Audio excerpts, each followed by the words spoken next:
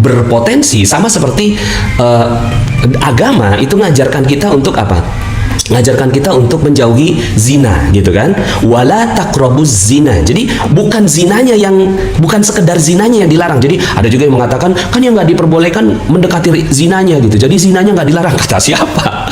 Ada dalam surat 25 tuh, surat Al-Furqan ya, akhir-akhir surat Al-Furqan itu ya, itu disebutkan tidak diperbolehkan untuk berzina. Jadi bukan hanya zinanya, tapi mendekati zinanya itu juga larang oleh agama. Kenapa? Karena ada potensi ke arah sana. Nah begitu juga dengan utang. Utang dekat banget sama riba. Jadi hati-hati.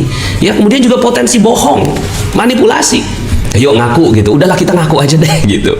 Pada saat mungkin bank, kartu kredit atau apa nyampaikan ke kita gitu kan, tolong yang ini disembunyikan, tolong yang ini gitu. Ya kemarin tuh barusan aja gitu kan, saya pas nyampaikan materi gitu kan, ada karyawan saya gitu kan, iya Pak Nas dulu pada saat saya tuh ngajuin KPR gitu, itu dibilang gitu, jangan ngomong kalau ngontrak gitu, karena kalau kamu ngontrak, kalau kamu ngomong kontrak gitu, nanti kamu nggak disetujui gitu. Bilang aja tinggalnya di rumah mertua, kan udah jadi bohong gitu.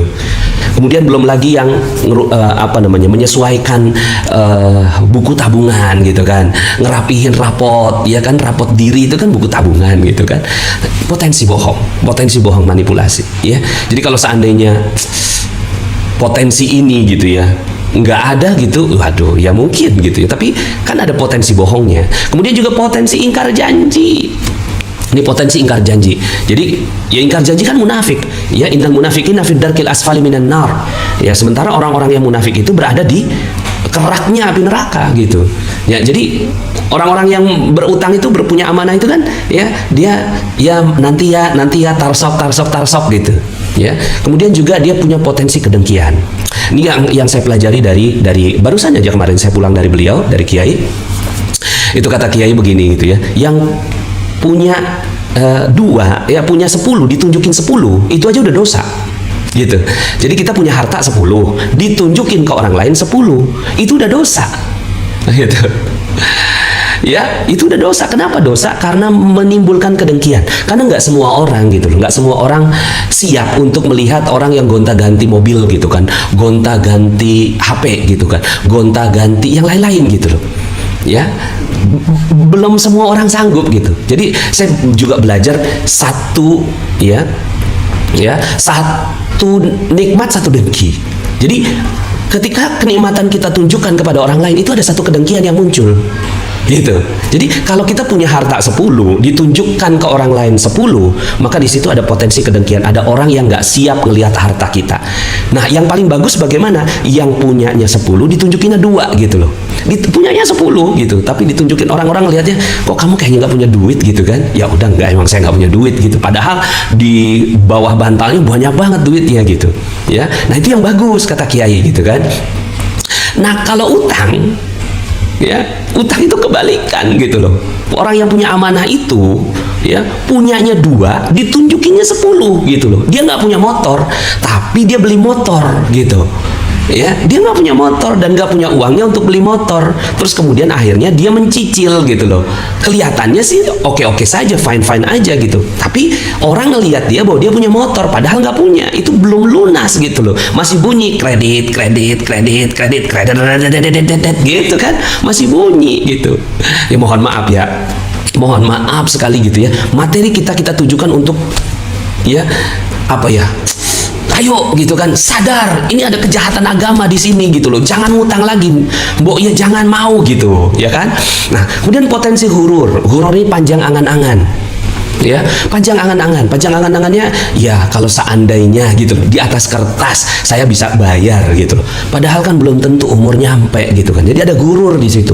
Gurur tuh panjang angan-angan, seandainya saya hidup 2, 3, 4, 5 tahun lagi pasti lunas ini amanah, itu kan gurur. Nggak, kalau seandainya meninggal dunia bagaimana? Nah ada lagi akhirnya potensi untuk menutupi kegururan dengan asuransi gitu.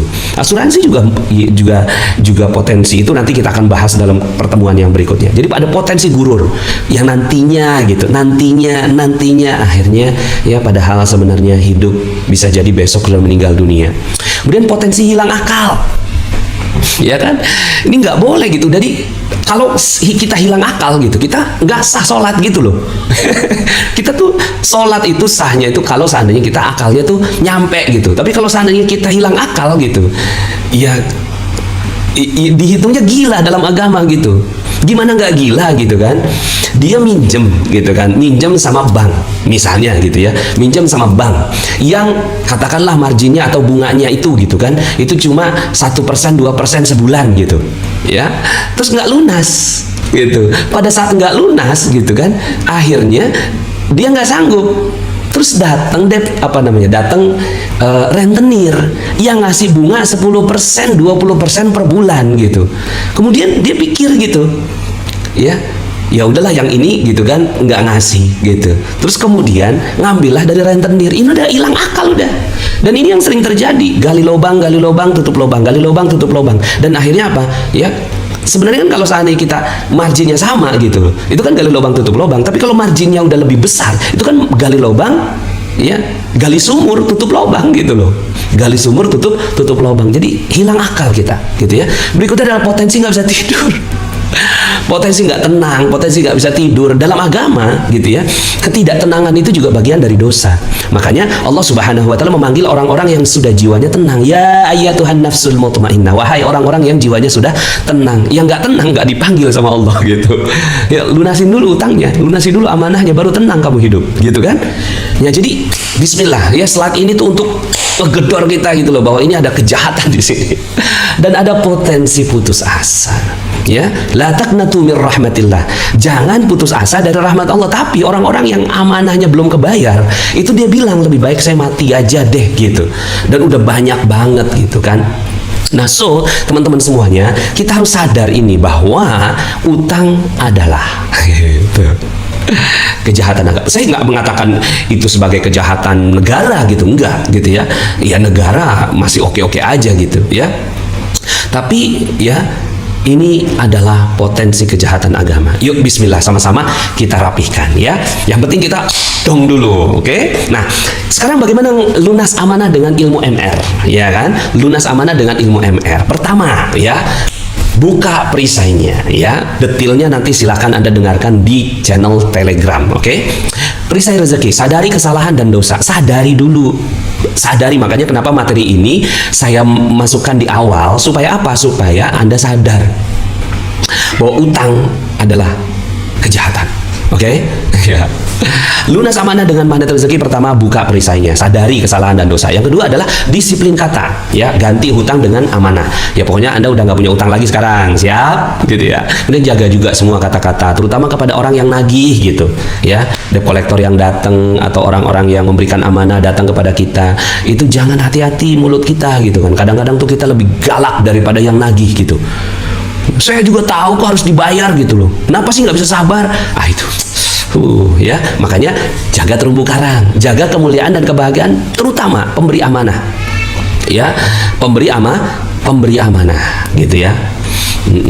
Ya, pemberi amanah, pemberi ya hutang kita gitu ya. Kadang-kadang kan banyak orang yang akhirnya ya udahlah amanahnya nggak lunas gitu, terus terumbu karangnya nggak kejaga. Kemudian kickback, bantu orang. Ya, bantu orang sebanyak mungkin orang-orang yang kita bisa bantu. Karena gini, kita mau bantuan Allah Subhanahu wa Ta'ala, maka kita bantu orang apa yang kita bisa bantu gitu kan, dari yang mulai yang terkecil ya, ngerapihin halaman rumahnya orang gitu kan, motong rumputnya tetangga gitu kan, ngerapihin gitu ya, kemudian berbuat baiklah gitu ya, sehingga akhirnya kita dibantu oleh Allah Subhanahu wa Ta'ala ya.